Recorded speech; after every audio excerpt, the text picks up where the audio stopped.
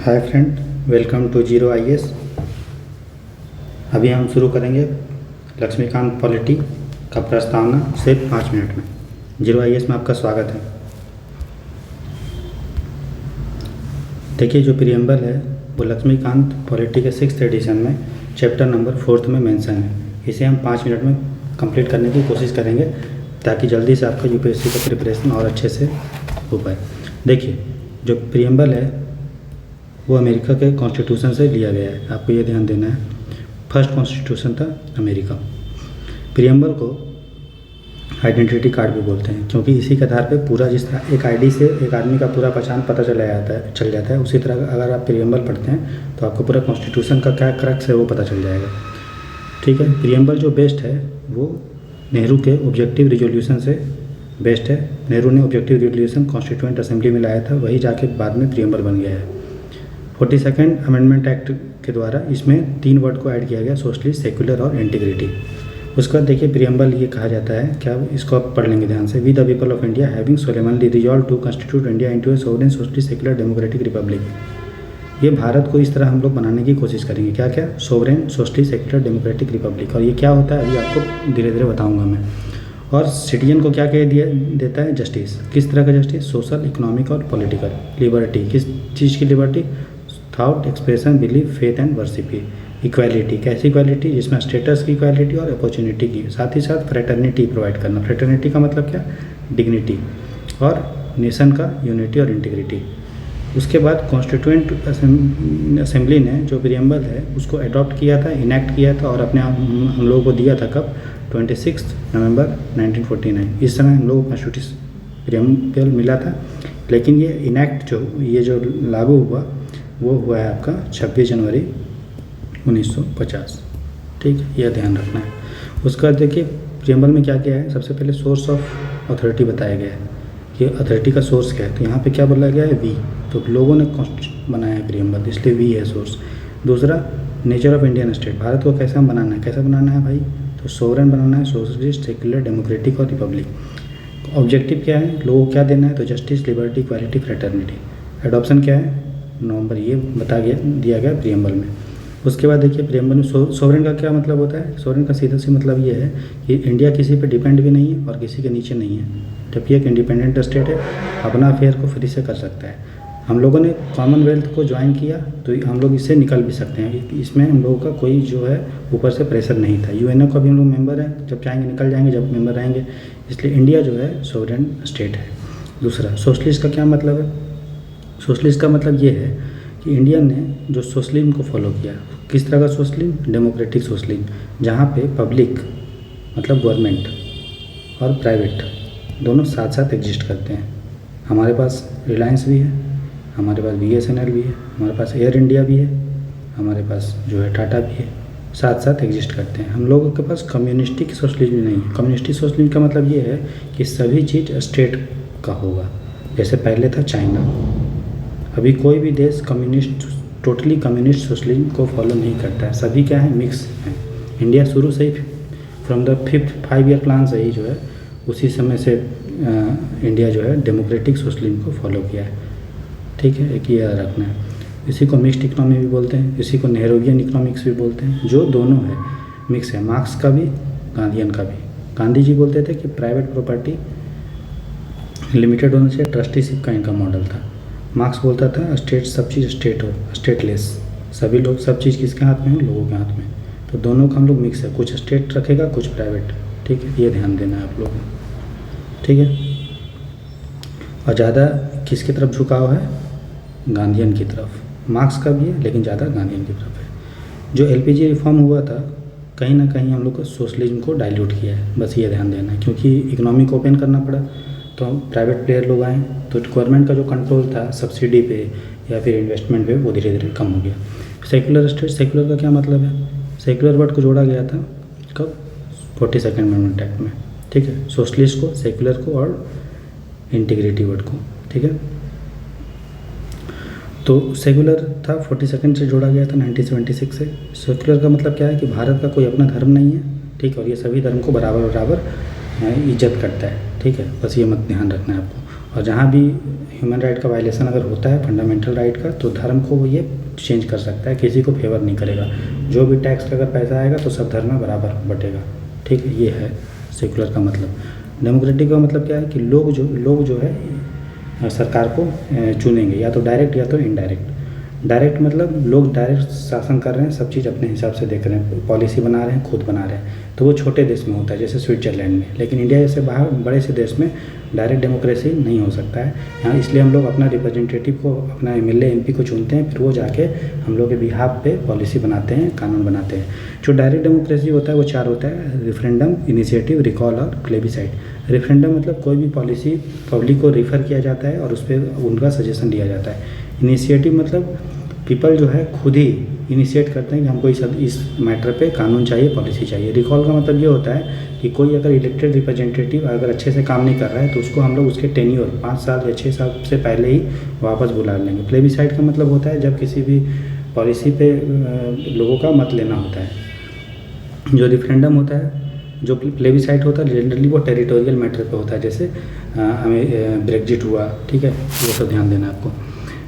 ठीक है, इंडिया में क्या है, रिप्रेजेंटेटिव पार्लियामेंट्री डेमोक्रेसी। रिप्रेजेंटेटिव मतलब हम लोग अपना रिप्रेजेंटेटिव को भेजते हैं अपने बिहाफ पे, ये ध्यान देना आपको। उसके बाद यूनिवर्सल एडल्ट फ्रेंचाइज है, जो पीरियोडिक इलेक्शन होता है, रूल ऑफ लॉ जो है, जुडिशरी का इंडिपेंडेंस है, डिस्क्रिमिनेशन नहीं होता है, ये सब जो है डेमोक्रेसी का पार्ट है, भाग है, दिखता है जिससे। ठीक है, तो यहाँ पे सिर्फ हम लोग को पॉलिटिकल डेमोक्रेसी नहीं है बल्कि सोशल और इकोनॉमिक डेमोक्रेसी भी है। हम लोग वोटिंग तो है ही अधिकार, लेकिन भेदभाव भी नहीं होता है। इकोनॉमिक भी मैटर पे किसी का भेदभाव नहीं है ना। तो ये है, इसलिए इंडिया में क्या है, डेमोक्रेसी। इसलिए प्रेम्बल इंडिया क्या बोलता है, डेमोक्रेसी। रिपब्लिक का मतलब क्या होता है, जो हेड ऑफ स्टेट है, हेड ऑफ स्टेट इंडिया पे का कौन है, प्रेसिडेंट। तो प्रेसिडेंट का क्या होता है, इलेक्शन। इसलिए इंडिया क्या है, रिपब्लिक। साथ और रिपब्लिक का क्या है कि जो भी हाईएस्ट ऑफिस है, हाईएस्ट ऑफिस क्या है, प्रेसिडेंट है। तो उसका ये कोई भी बन सकता है, बस आप क्वालिफिकेशन कर लो कि 35 साल आपका एज हो जाए। लोकसभा के मेंबर के का जो अपॉइंटमेंट का क्वालिफिकेशन आप उसका रखो, और आप सिटीजन हो, क्या हो, सिटीजन। अगर ये आप तीनों हैं तो कोई भी आदमी प्रेसिडेंट बन सकता है, कास्ट का नहीं। जैसे हमारे जो द्रौपदी मुर्मू है वो आपका जो है शेड्यूल ट्राइब से आते हैं, कोई भी बन सकता है ना। जो रामनाथ कोविंद थे वो एससी थे, अलग अलग धर्म का भी हो सकता है। तो इंडिया क्या है, रिपब्लिक। जबकि जो रानी ब्रिटेन में क्या है, मोनार्की है, वहाँ राजा ही बनता है, हेड ऑफ स्टेट। हम बन सकते हैं क्या, नहीं, वहाँ राजा का ही बेटा है या राजा की ही जो फैमिली से होगा वही बन सकता है। ठीक है, जस्टिस का मतलब क्या है, न्याय। तो न्याय मतलब क्या, किसी पे कोई गलत नहीं होना। कास्ट के आधार पे, कलर, रेस, रिलीजन, सेक्स के आधार पे कोई भी डिस्क्रिमिनेशन नहीं हुआ, उसे वही क्या है, जस्टिस। जस्टिस 3 टाइप का होता है इंडिया में जो प्रमोट करते हैं। एक पॉलिटिकल जस्टिस कि पार्टी के आधार पे किसी को नहीं होगा, इकोनॉमिक जस्टिस पैसे के आधार पे, और ठीक है, और political, social, economic and political. Social मतलब समझ में आ गया ये, ठीक है, कास्ट वास्ट के आधार पे। लिबर्टी का मतलब आज़ादी। तो आज़ादी मतलब बिना रोक टोक की आज़ादी नहीं, ऐसी आज़ादी जिसमें आपके पास रिस्ट्रेंट तो नहीं है। लेकिन अगर आप अपनी आज़ादी को कर रहे हैं अनलिमिटेड एक्सरसाइज, तो ये दूसरे के लिए क्या होगा, पाबंदी हो जाएगा। जैसे मान लीजिए मुझे बोलने की आज़ादी है, तो अगर मैं बोलूँगा, कुछ भी बोलूँगा, तो किसी का हो सके कि जो उसका डिफेमेशन हो जाए, उसका अवमानना हो जाए, अपमान हो जाए, तो इसका तो अधिकार हनन हो गया, है ना। तो ऐसी आज़ादी जहाँ पे आप दूसरे के राइट को भी प्रोटेक्ट करके रखेंगे, वैसी आज़ादी तो सरकार चाहेगा तो क्या करेगा कि रिस्ट्रेंट लगा सकता है। ठीक है, एब्सेंस ऑफ रिस्ट्रेंट लिबर्टी। लेकिन ऐसा रिस्ट्रेंट जो मतलब क्या हो, जस्टिसेबल हो। ये नहीं कि कुछ भी रोक टोक नहीं लगा देना है। ऐसा वो जो रोक टोक लगाएगा वो सबको ध्यान में रख के लगाएगा।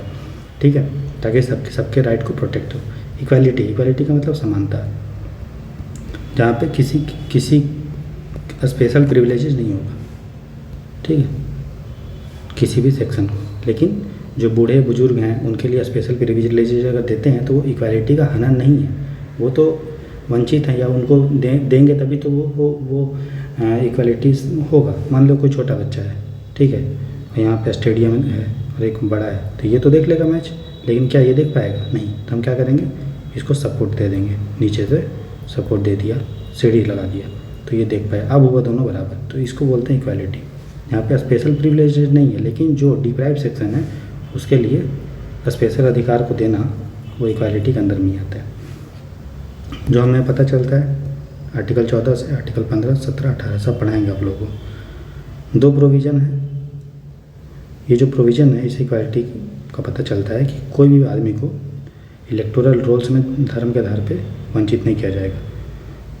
लोकसभा का इलेक्शन के लिए सब यूनिवर्सल एडल्ट फ्रेंचाइज पे होगा, मतलब जो भी आदमी 18 साल का है वो वोट कर सकता है, मतलब कोई भेदभाव नहीं है। DPSP का जो आर्टिकल 39 है वो भी आपको इक्वालिटी को बताता है।